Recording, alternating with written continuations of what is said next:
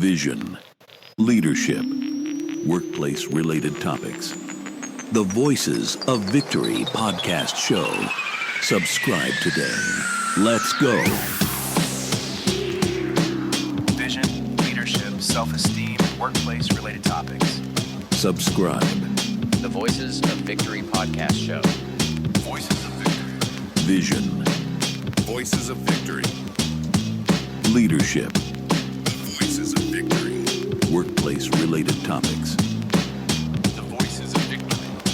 Voices of Victory. Voices of Victory. Voices of Victory. It's time for the show. You are now listening to the Voices of Victory podcast show. Ladies and gentlemen, Mario D. Leone. Hello and welcome to the Voices of Victory podcast with Mario D. Leone. In today's episode, we got 5 small shifts to a happier life. You're going to want to listen up to this. You really are. Let's talk about happiness, and not the quick fix, fleeting kind, but the kind that sticks, the kind that builds real momentum in your life. Because there's a start date and an end date for everything in your life. That being said, should we be morose? No.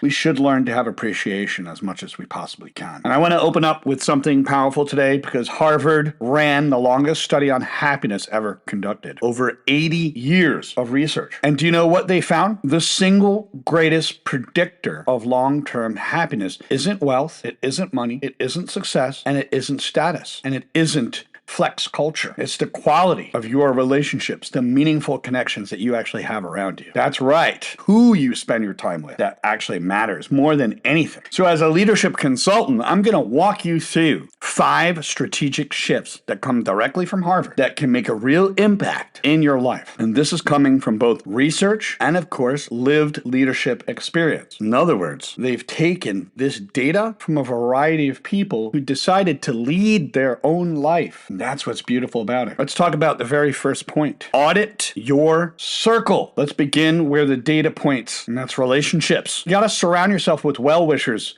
people who are emotionally generous, honest, and supportive, but may also challenge you to grow. High-quality relationships, they give you energy, not drain it or take it away. You got to think of it like leadership. If your team isn't aligned with your values, you're off course. And the same goes with your life. So you have to choose people very wisely. You can't always choose comfortable people because people will indeed challenge you, and they'll challenge you to grow. And sometimes there's growth within that discomfort. Number 2, align with your core values. You stop chasing externals. Happiness cannot be found in externals. Stop chasing happiness through checklists, through house titles, the next big thing, the house, the car, the microwave, the clothing, the flex culture. It's not out there. It never was, because all of those things are temporary. They're all fleeting. They're here today, gone tomorrow. There's a start date and an end date for everything. It's in how you're showing up. You got to ask yourself, what do you want to be? When do your actions reflect your values? Because life stops feeling like a grind. And remember, grind will wear you down, and it starts feeling like purpose. And that's when joy becomes a byproduct and not a goal. And I'll say that again. Joy becomes a byproduct, not a goal. Invest in experiences, not stuff. Listen, I love a good tech gadget like the next person. But here's the truth. Experiences leave an imprint that lasts. That trip you took, that spontaneous concert, the memories that you've created, even a quiet moment watching the sunrise,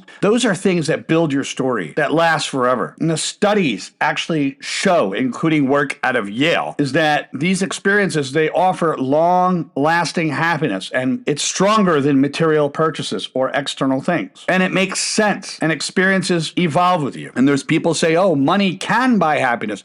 No, money can buy objects, it can buy things, but those things are transient. There's a start date and an end date. And when those things are gone because your self-esteem is attached to them, or because your happiness is attached to them, when those things are gone, your happiness is gone too. And that's where it all makes sense. And all your experiences start and finish and evolve with you. Number 4, do the one thing that scares you just a little bit. If you want confidence in your life, you want happiness in your life, you got to earn it. That means get uncomfortable. Step ever so slightly outside your comfort zone, because growth doesn't come from playing it safe. There's goals gold buried in the discomfort. And it comes from stepping into the unknown, whether it's public speaking, cold calling a client, or maybe even making a tough personal decision. The real joy is on the other side when you have a sense of accomplishment and you feel good about what you've done, that you've stepped into the unknown and you somehow made it. Number 5, end your day with a victory scan. I call it the victory scan. It's a simple mental exercise that shifts everything. Before bed, you're going to do a quick positive scavenger hunt. What does that mean? It means you're going to ask yourself, what went right today? It could be something big, could be something tiny, could be a smile from a stranger, a song that got played at just the right time, right moment, or finishing something that you've been avoiding. Because what this does is it teaches your brain to scan for the wins, not the threats. And over time, you start living from a place of abundance, not lack. So there you have it. 5 grounded, practical shifts that bring you more joy and more momentum into your life. It's not from the hype, but from habit. And that's why Voices of Victory is all about creating a life that aligns with who you are and who you are becoming. You're in the process of your growing, shaping, and changing. I'm Mario D. Leone. Stay focused, victory scan, stay true, and I'll see you on the next episode.